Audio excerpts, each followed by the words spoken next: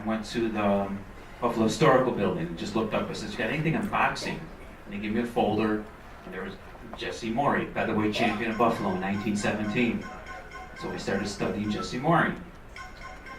And so when I came across Karen Toronto, and I said, "Hey, who's that?" She goes, "That's my uncle." So I said, okay. And so this year we said, the guy was pretty good. You could read the bio. He was a very exciting fighter. So I'd like to call up Karen Toronto to accept the award.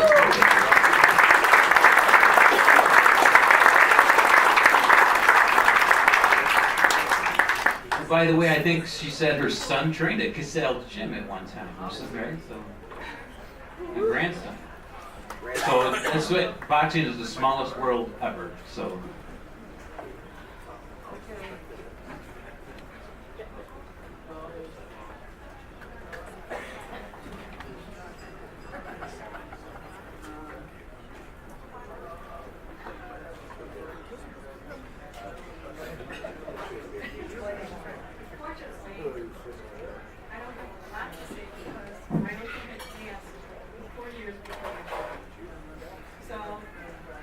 Everything I heard was through basically his brother, my grandfather.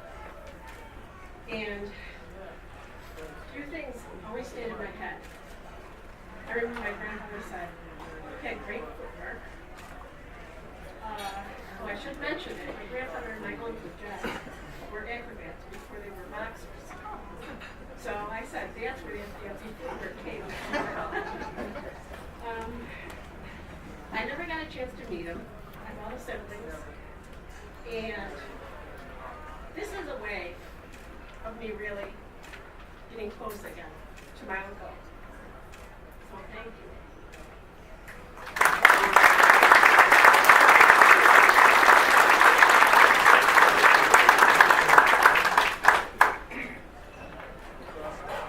As you may be able to tell or not, that this is what makes the officers and the members of Ring 44 happy. It's not what we do, it's what we do for families. That we remember their family members and we could bring them and they could share this great event. That makes our day. We don't look for any monetary value, we don't look for anything, we just want to share what we remember to the family members. That's very nice. The next award we're going to give out is to a fighter that,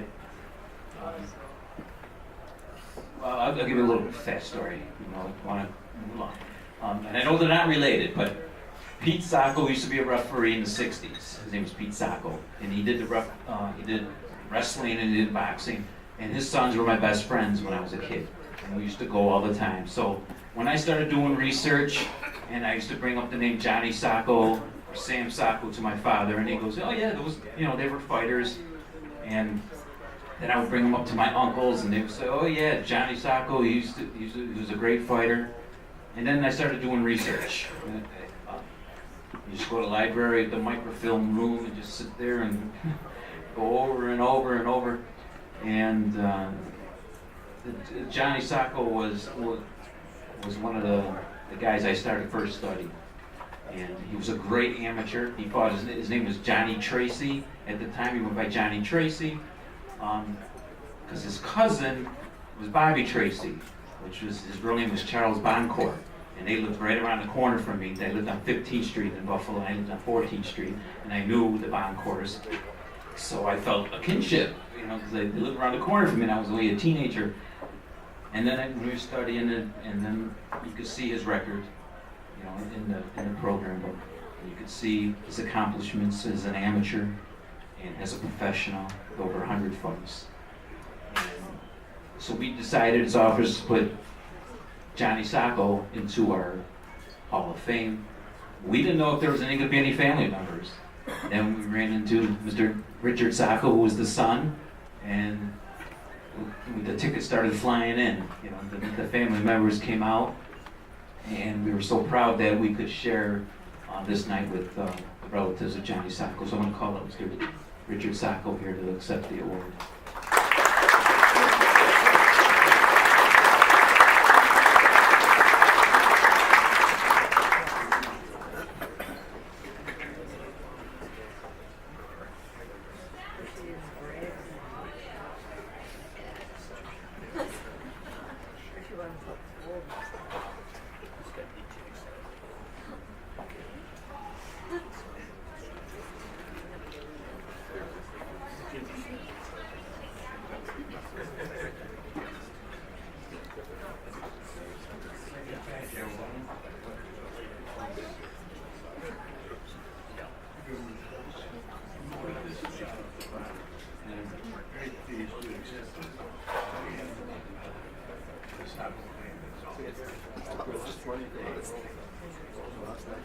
Thanks again. Thanks again, and we really appreciate it. Thank you.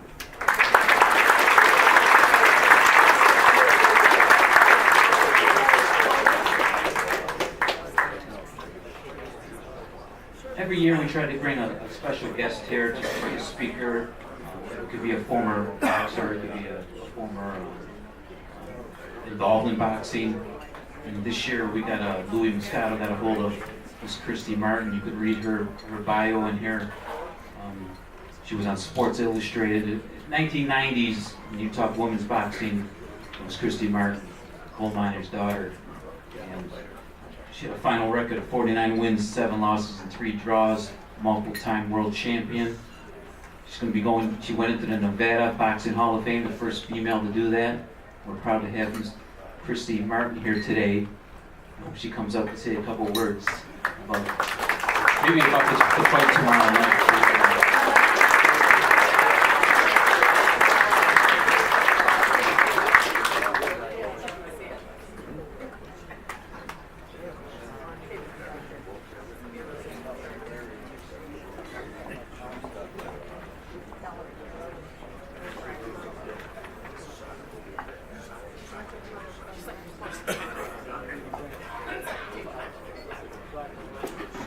Really quick, short and sweet. It's a great honor to be here tonight in Buffalo. It's always great to be able to have dinner with my great friend Josie Basilio back there. It's exciting to see that we have such a great turnout for boxing because so many people want to talk about boxing's dead, and that that UFC and MMA is taking over the world. No way. Right here is why we're going to have boxing forever. We have to work on passing it down to the next generation, though. That's where we're losing. We're losing our young boxing fans. So try to spread the word. Let's talk about this fight that's going to happen tomorrow night with Canelo Alvarez and Triple G. It's going to be a great fight. It should be a Hagler-Hearns type. So grab as many people as you can. Get over by your pay-per-views and get your TV room full of fight fans and try to make some new fans. But want to just thank you guys for having me up here to Buffalo. Some of you may or may not know about my career, but I was fortunate to be with great promoter, Don King. Sorry, Mr. Elbaum back there. Great promoter with Don King for about 10 years. Fought on a lot of the undercards of Mike Tyson back in the 90s. Fought with Julio Cesar Chavez Sr., Tito Trinidad. Got the fight in Madison Square Garden, which was a huge highlight of my boxing career. Fought in many places in Las Vegas, on the cover of Sports Illustrated. But all of it came back when it was just the lessons that boxing taught me, and to be able to get out to meet so many great people that I will have as friends for life. So hopefully that will also be something that will happen here tonight. People that you didn't know, go over and say hello. Because fight fans and fight people are the best people in the world. Thanks again.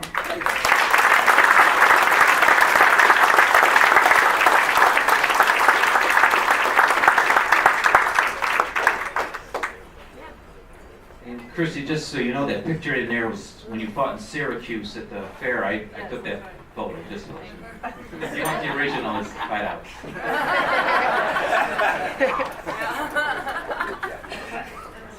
I know we mentioned Mr. Elbaum a couple times. I know if the people that don't know Don Elbaum, we put him in the Hall of Fame because actually he's from, correct me if I'm right, he was from Erie or for Cleveland, one of the two.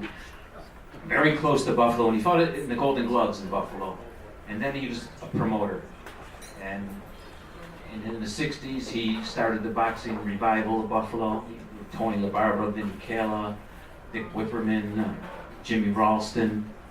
He was a great, and he's still going. So he never wants to admit his age, but I can tell you he fought in 57 Golden Gloves or something like that. But, so he, very important person in boxing, in international boxing, and comes to our hall. He always wants to come to our Hall of Fame every year. So I'm glad to have him. Don, would you like to say a couple words? Please.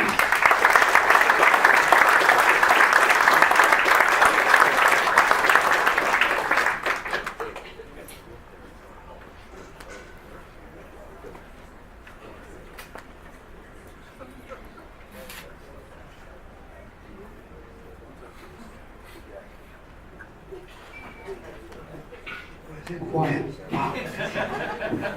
Wow. Just so you know, this is one of my favorite cities. This is a place that I did some incredible boxing shows. Little Barber, Green Calla, Dick Whipperman, George Avallo. I was supposed to be going today to Boston, where, by the way, I'm putting together a show, a group in Boston on November the 18th. It's going to be a pay-per-view event to raise money for the Boston area homeless and Thanksgiving, and also for the families in Houston. We're hoping to raise quite a bit of money. Roy Foreman is going to be the TV commentator. Believe it or not, as you may have, Frank Stallone, I'm sure you know who he is a commentator with Roy. So if this happens, we'll be hearing about it quite quickly. And as I said, I was supposed to go on to Boston today.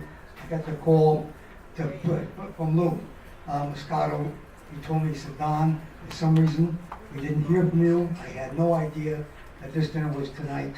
I canceled my trip till tomorrow, Sunday rather. So I came here because this is just one of the great boxing cities, and I just love it here. And I want to say something special to Christy. This is a girl. It's okay if I call you a girl? Okay. This is a girl that really brought female boxing to the top. She is a trailblazer. She made boxing right now, believe me, women are coming in, they're drawing great crowds.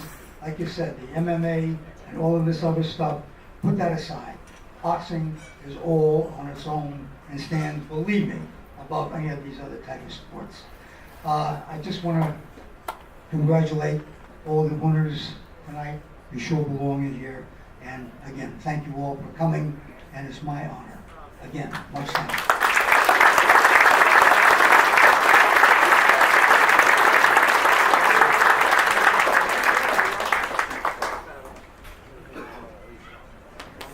Time here. Well, not bad. All right.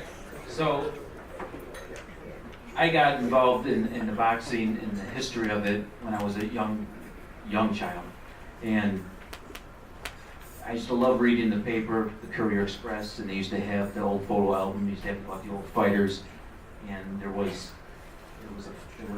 one in April of 1980, just before I turned 18. About, and it said, boxers hooked on memories, and they had the article here, and it had Fred Schmond and Charles Boncourt, who I already mentioned. Charles Boncourt is Bobby Tracy, who was a cousin of Sacco's, and that's how small a world this boxing is. So I read it, and I said, and it's, it said that,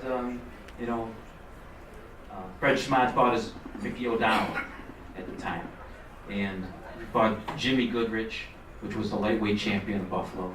I love the world, I'm sorry, from Buffalo. And the newspaper article said, Goodrich landed hard and often with left hooks to the wind and slashing overhand rights to the head. In the third, Goodrich had O'Donnell wobbly, but O'Donnell came back, held up to the fourth and fifth, outpointed and clearly outfought Goodrich in the sixth for a rousing finish, even though they gave the decision to the champion Jimmy Goodrich. Mickey O'Donnell would say that he could not, the champions of the day would not fight him because he was always in shape. He never drank or smoked. I don't know if that traveled down to the family or not, but he was always in great condition. He fought all over the United States, and he was always a drawing card because he was always, like I said, always in shape, always gave a great battle. The records you see in the book are probably unfinished records because in Johnny Sacco's one, I found another fight like 2 weeks ago after all these years because they fought under different names. Or the newspaper, there was 4 or 5 newspapers in Buffalo. Maybe one of the newspapers would put the results of the night before a fight. So it's always an ongoing. But the final part of the article touched me a little bit when it said, and those who saw them in Buffalo or met them in the ring will never forget these people, these fighters. That's what they said about Mickey O'Donnell. And I agree with that 100%. And I like to call up his grandson, Michael, to come and get the plaque.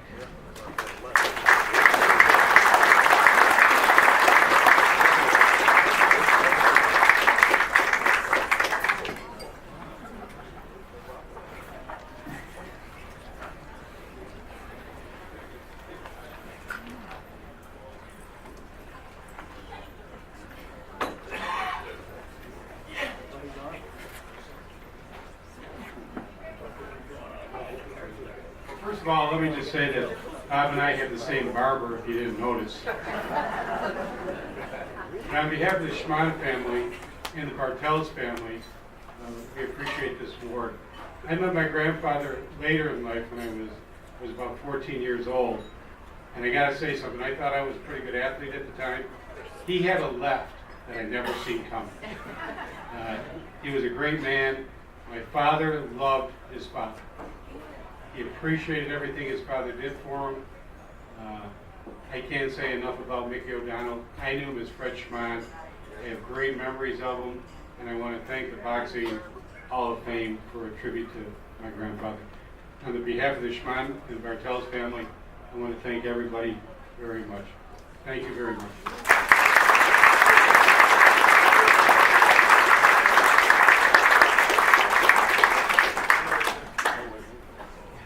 I forgot to say this.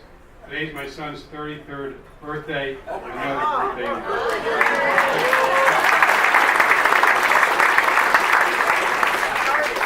Hey. Okay.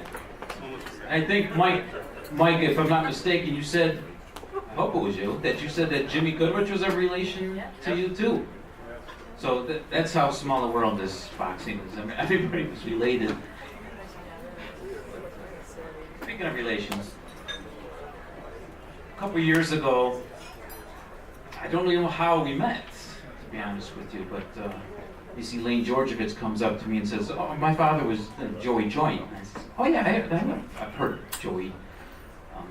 Everybody knew the Joint's restaurant, South Park and Ridge, mostly in South, or near Ridge. And Joey fought in the 20s. He had a brother Jack that also fought. And everybody told me when I was growing up, they said, oh, you gotta go to Joint's.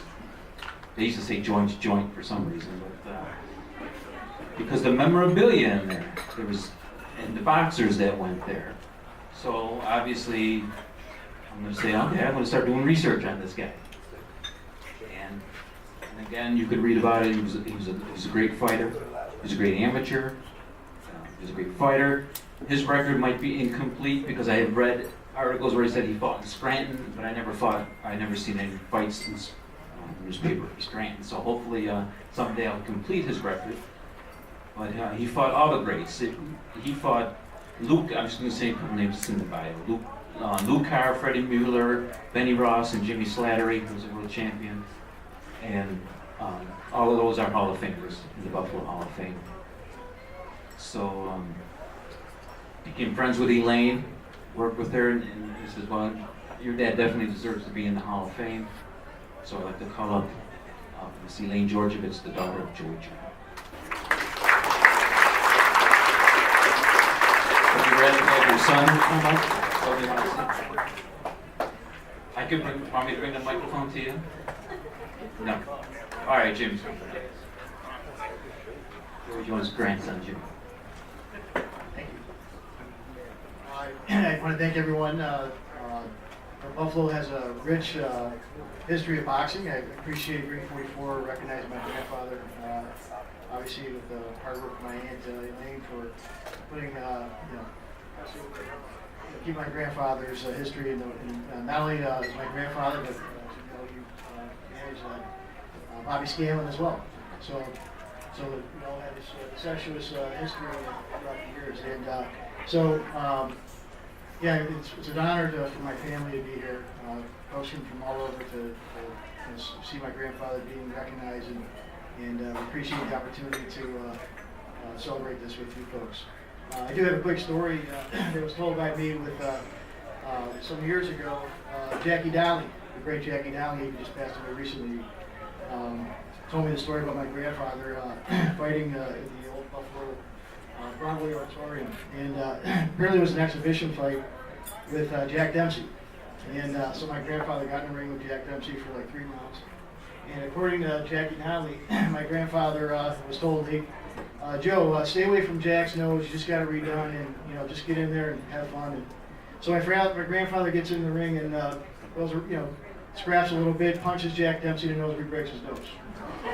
So needless to say, he took a pummeling after that. But yeah, I want to say that I appreciate the opportunity. My family also appreciates being here, and I want to throw out also too a great book, Rich Blake on Jimmy Slattery that he wrote. I think you take a good read if you get a chance. Take a look. I know Rich is here, and I think it's a great book to pick up as well. So thanks very much. I appreciate your time.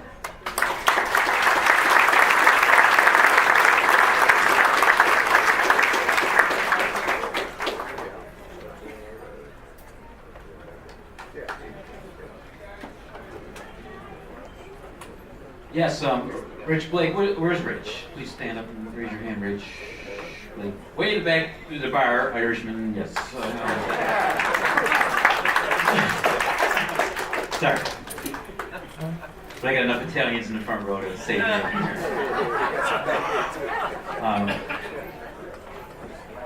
Rich wrote a book about Jimmy Slattery. He does have the book here if anybody wants to buy it, he'll autograph it. It's an awesome book.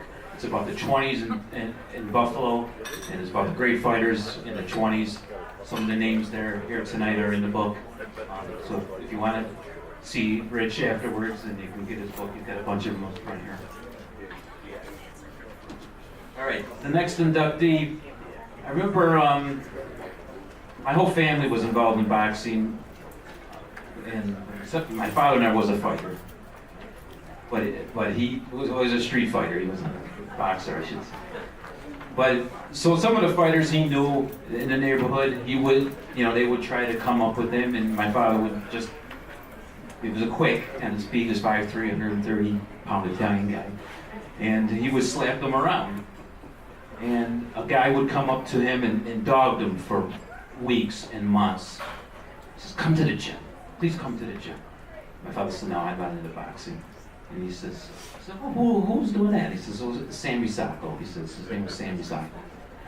He says, all the Italians went to the Butler Mitchell, and he wanted to have all the fighters from the neighborhood go to the Butler Mitchell. First, it was on Virginia and 10th, and then it moved to Rhode Island Street. The West Siders know what I'm talking about, I'm sorry.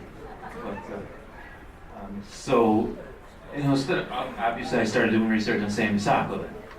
And he was a very good amateur. He fought pro.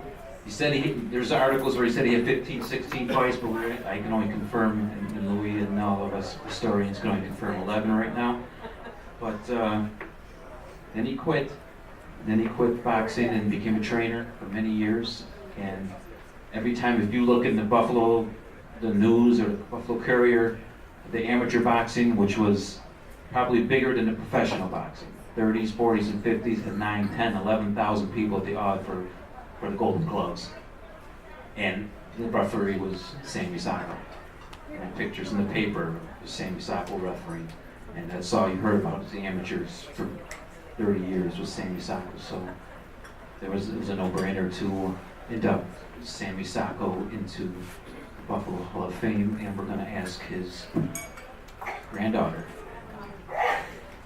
Daughter. Oh, that's a compliment. Miss Joan Crosby.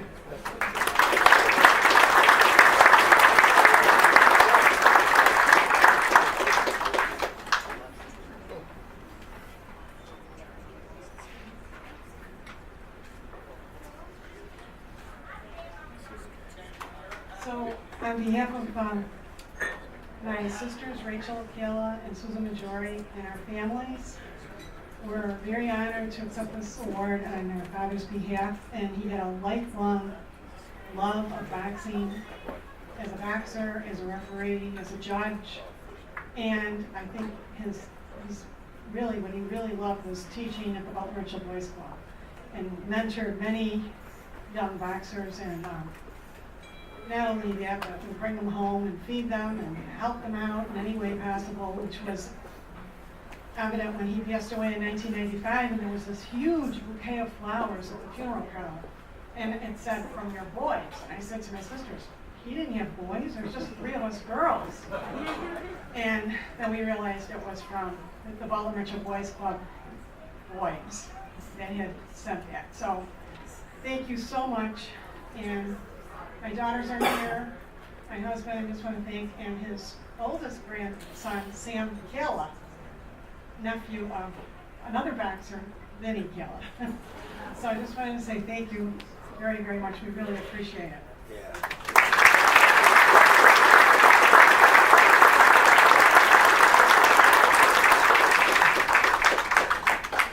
Well, I didn't know the nephew of Vinnie Keller was here, so it's glad to see him.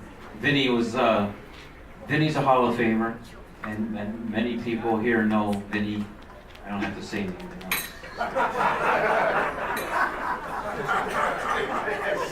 right. I mentioned this last year too. One of our program books from one of the first program books. One of the ads, and everybody look at the ads, please, in there. Those are very good supporters of Ring 44 and boxing. So we're very proud of that. They put ads in every year for us. But it was a lawyer named Joe Fiorella at the time, and now he's Judge Fiorella, and he's also godson of Sam, right? Sam Sacco. He's Judge Fiorella.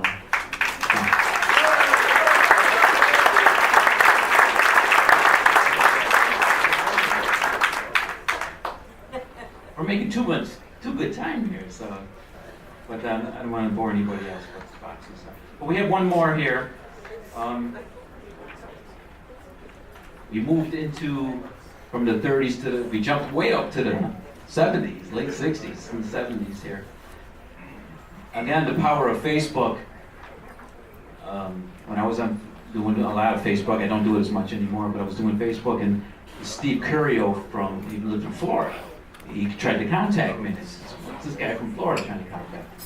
But he was a fighter from Niagara Falls, and he had some YouTube videos, and he says, and he was just saying, do you know Mark Cheers? I said, I don't know him. I've heard of him because I know other people from Niagara Falls that talked about him. And he just kept telling me about this Mark Cheers. I said, we got to know more about this Mark Cheers. Then he went into the Niagara Falls Sports Hall of Fame, I believe, and Bob LaBarbera and the Niagara Falls crew said, this guy deserves to be in the Boxing Hall of Fame. Then we looked at his amateur career, and you could read it in his bio. PAL, he's a national champion for the PAL, a fighter of the tournament. Empire State Games, when those were still going, a champion. So as far as, it's just not about professional boxing that we do here at Ring